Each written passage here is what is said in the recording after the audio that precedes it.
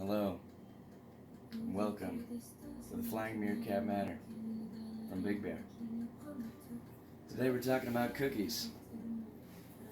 Today I've got super low energy because I always like to make these movies right at the time of day when I have no desire to speak to anyone whatsoever. Are you covering the audio with your hand there, maybe? I'm not sure, but hopefully you guys can hear me. So in here I've got sugar, and this is just brown sugar, equal parts of brown sugar and coconut sugar. And I've also mixed in here some of the Ghirardelli cocoa into the sugar, about 2 tablespoons of that. It's a cup and a half of sugar that I used in total, about 3/4 cup of brown sugar and half a cup of regular sugar. My coconut palm sugar. You guys can use regular sugar. So just really quickly, we're at high altitude. This is about 8,000 feet. So air pressure, the lower air pressure up here causes 2 things to happen. There's less moisture. It causes moisture to evaporate quicker. It causes leavening to happen faster. So that means that the rising is going to happen faster. I'm going to talk about that more. You have to reduce the sugar at higher altitudes because it concentrates, and you need to add a little bit more flour, or just like a 1/4 cup at higher. The thing with the leavening is that the baking powder, and you need to reduce that to, if it's a teaspoon at low altitudes, you need to go to like a 1/4 teaspoon for these. So anyway, more fat is flavor. Fat is always flavor, and more fat at high altitude is always better for cookies because that's going to help the cell walls and the air pressure from bursting.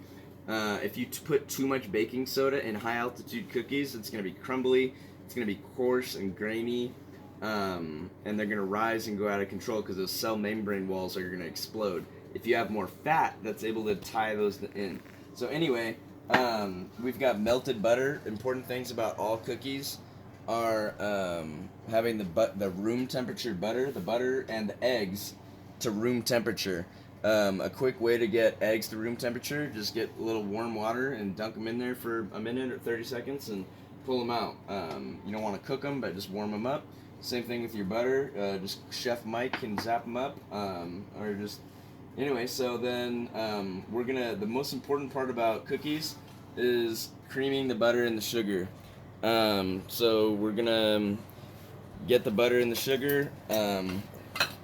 I use 2 forks because that's just all I have. It's probably gonna be a bunch of shadows, but you can use an electric mixer, blender, or you can just go like this and just get it in there. But the creaming is the most important part because that's gonna fuse together the fat and the sugar molecules. And I actually added a little bit of this is unsalted butter I'm using, but and mixing this and creaming this process, you can go to 10 minutes doing this. 10 minutes of creaming it is what Christina Tosi does, who does the creamery, the famous one I'm forgetting, that everyone's going to make fun of me forgetting, in Vegas. She does the ice cream milk cookies, etc. So she does a 10-minute creaming process for her cookies. And at high altitude, I recommend the more creaming, and this is creaming with just the butter and the sugar. I'm going to add more butter in here actually now. I recommend a full 2 sticks of butter. We're going to get back to that. 2 sticks of butter, 8 ounces of butter into this 1.5 cups of sugar. But like I said, high altitude, 1.5 cups of sugar. At high altitude, you want to do a cup of sugar. So for 1.5 cups at lowland. So anyway, in here we've got flour, 2.5 cups of flour. You can use organic coconut flour. Just 1 second. You can also use almond flour. That's really good stuff. So anyway, and then I put a bit more of this Ghirardelli cocoa into the flour. And salting your flour is so important because that's going to cause that chemical reaction to unlock and unleash. So we're going to get back to that in a second. And actually, I have some granola here that I made. So this is brown sugar butter to bind the granola, but then I crushed it up. So this is walnuts, pecans, etc. I mean raisins. It's just like an organic mix of just granola. There's some dried fruit in there that you can see. There's some cashews, all sorts of stuff coming out. I'm just gonna put that in there. It's already pretty fine, mixed, good consistency. So anyway, we're gonna pause real quick and get back to that.